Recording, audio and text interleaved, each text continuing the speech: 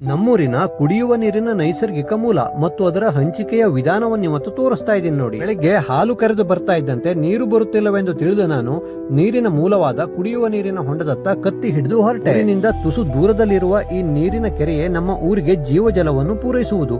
ಇದರ ಹೊರತಾಗಿ ಯಾರ ಮನೆಯಲ್ಲೂ ಬಾವಿ ಸಹ ಇಲ್ಲ. ನೀರಿನ ಮೂಲವು ಸಂಪೂರ್ಣ ಮರಮಟ್ಟುಗಳಿಂದ ಆವೃತವಾಗಿದೆ ನೋಡಿ. ಹಾಗೆ ತುಸು ಎತ್ತರದಲ್ಲಿರುವ ಈ ಸ್ಥಳದಿಂದ ಪೈಪ್ ಮೂಲಕ ನೀರು ಊರಿನತ್ತ ಸಾಗುತ್ತದೆ. ನೋಡಿ, ನಾನು ತೋರಿಸ ಹೊರಟ ನಮ್ಮೂರ ಕುಡಿಯುವ ನೀರಿನ ಮೂಲ. ಅನಾದಿಯಿಂದಲೂ ನಾವು ಈ ನೀರನ್ನೇ ಬಳಸುತ್ತಿರುವುದು. ಹಾಗೆ ಇದರ ಸುತ್ತ ಬಿಳಿ ಸುಳಿಗೆಡ್ಡೆ ಗಿಡ, ಕ್ಯಾದಗಿ ಹೂವಿನ ಗಿಡಗಳು ಸಾಕಷ್ಟು ಬೆಳೆದಿರುವುದನ್ನು ಕಾಣಬಹುದು. ಇಲ್ಲಿರುವ ಪೈಪಿನ ಬುಡದಲ್ಲಿ ಸಿಕ್ಕಾಕಿದ್ದ ಕೆಲ ಎಲೆಗಳನ್ನು ತೆಗೆದುಹಾಕಿ ನೀರು ಸಾರಾಗವಾಗಿ ಹೋಗುವಂತೆ ಮಾಡಿದೆ.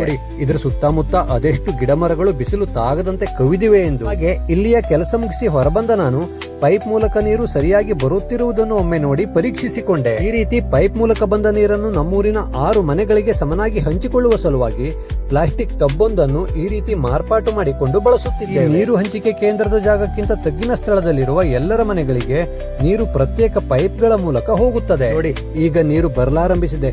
ಇಲ್ಲಿನ ಟ್ಯಾಂಕ್ ತುಂಬಿದ ಕಾರಣ ನೀರು ಹೊರಚೆಲ್ಲುತ್ತಿರುವುದನ್ನು ಕಾಣಬಹುದು. ನಮ್ಮ ಮನೆ ತುಸು ಎತ್ತರದಲ್ಲಿರುವ ಕಾರಣ ಒತ್ತಡದಲ್ಲಿ ನೀರು ಬರುವಂತೆ ಮಾಡಿಕೊಳ್ಳಲು ಬೆಟ್ಟದ ಮೇಲಿರುವ ಟ್ಯಾಂಕ್ ಗಳಿಗೆ ಪಂಪ್ ಮೂಲಕ ನೀರನ್ನು ತುಂಬಿಸಿಕೊಳ್ಳುತ್ತೇವೆ. ಈ ರೀತಿ ನಮ್ಮೂರಿನ ಕುಡಿಯುವ ನೀರಿನ ಮೂಲ ಮತ್ತು ಅದರ ಹಂಚಿಕೆ ವಿಧಾನವನ್ನು ತೋರಿಸುತ್ತಾ ಇವತ್ತಿನ ವಿಡಿಯೋವನ್ನು ಮುಗಿಸುತ್ತಿದ್ದೇನೆ.